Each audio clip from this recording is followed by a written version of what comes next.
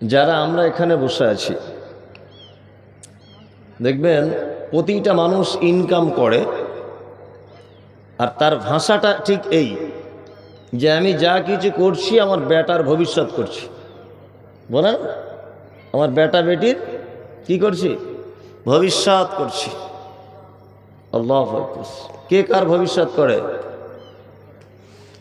পৃথিবীটা কেমন জায়গা আপনাকে একটা ছোট্ট জিনিস দিয়ে দেখানোর চেষ্টা করছি। চাচাজি আপনি এখানে আসুন তো, এখানে কিছু ধরবো না, আসুন এখানে, ভয় নেই, হ্যাঁ আসুন।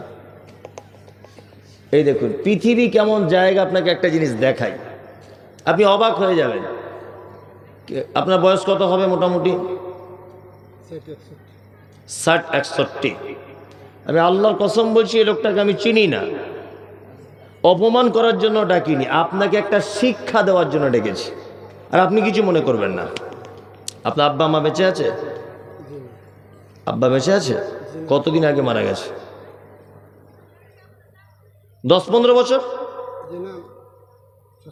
6-7 বছর। আচ্ছা, এবার আপনি একটা কথা, আপনি তো এমনি সত্য বলেন, তারপরে এটা বলে দেন সবার সামনে, গত 1 বছরে কোনো দিন আপনি আপনার আব্বার কবরে গিয়ে হাত দুটো তুলে বলেছেন যে আল্লাহ আমার আব্বাকে একটু ক্ষমা করে দাও? সত্যিটা বলুন তো। এর নাম পৃথিবী। যান এবার গিয়ে বসুন। জ্ঞানী মানুষরা এটা ভালো বুঝেছে, এর নাম কি? পৃথিবী। ওর আব্বা কিন্তু সারা জীবন পাথর ভেঙেছে, কয়লার গাড়ি চালিয়েছে, মানুষের দরজায় কাজ করেছে এই লোকটার ভবিষ্যৎ করার জন্যে। ঠিক বলছি না? আপনি এত ইনকাম করছেন কেন? আপনার বেটা বেটির জন্য তো।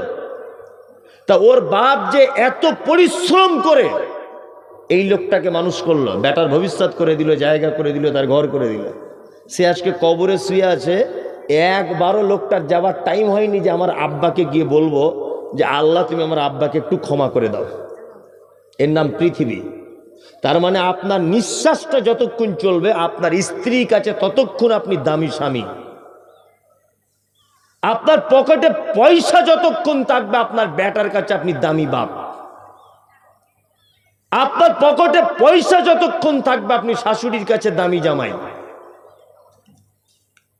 আপনার নিঃশ্বাসটা যতক্ষণ থাকবে, আপনার স্ত্রী আপনার ততক্ষণ, বেটা আপনার ততক্ষণ। আপনি একবার মরে গিয়ে দেখুন, আপনার বেটা, আপনার বেটি, আপনার স্ত্রী কেউ কবরে আপনার খোঁজ নিতে যাবে না।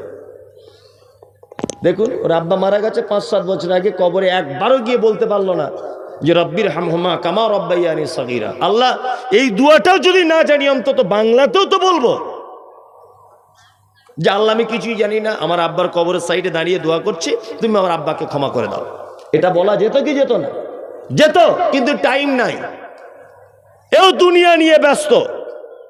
আর এই লোকটা যখন মারা যাবে, ওর বেটারাও কোশ্চিন কালেও যাবে না। এটা পৃথিবীর একটা গতি।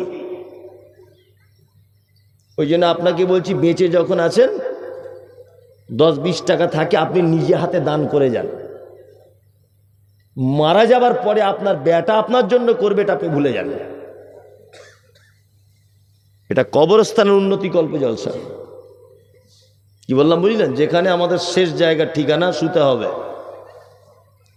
একটা কঠিন জায়গা। সকল দিনই ভাই ও বোনেদের কাছে অনুরোধ, আপনার সাধ্য চরম সীমা পর্যন্ত পৌঁছিয়ে আপনি আল্লাহর রাস্তায় কবরস্থানের জন্য কিছু দেন। এটা আপনার কাছে অনুরোধ। আপনি বেঁচে থাকা অবস্থায় দেন, আপনি মারা গেলে কেউ দেবে না আপনার জন্য, কেউ দেবে না। একটা লোক স্বতঃস্ফূর্তভাবে, অর্থাৎ খুশি মনে একজন বলুন যে আমার পক্ষ থেকে আমি 1000 হোক 2000 হোক আপনার হাতে দিলাম, আমি আগে দিয়েছি সব বক্তাদের কাছে, আপনাকেও দিলাম। একটা লোক অন্তত পক্ষে বলুন, খুব আনন্দ পাবো আমি যে কথাগুলো বলে মানে বুঝিয়ে, তাহলে মানুষ বুঝেছে, সেই অনুযায়ী দিয়েছে। একটা লোক বলুন।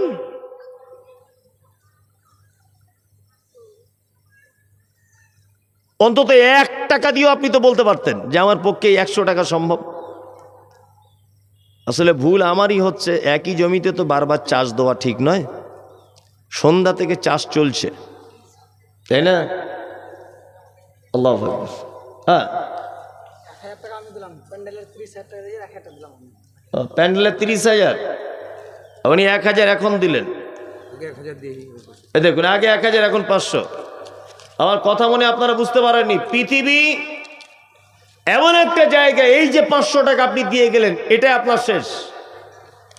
আপনি মারা গেলে আপনার বেটা বেটি আর কেউ দিবে না। কবরে যদি আপনি ফেঁসে যান, বিপদে পড়ে যাবেন, কেউ দিবে না। যেমন আজকের ডেটে আপনি আপনার আব্বা মায়ের জন্য দিচ্ছেন না। পরিস্থিতি এত জটিল ও কঠিন।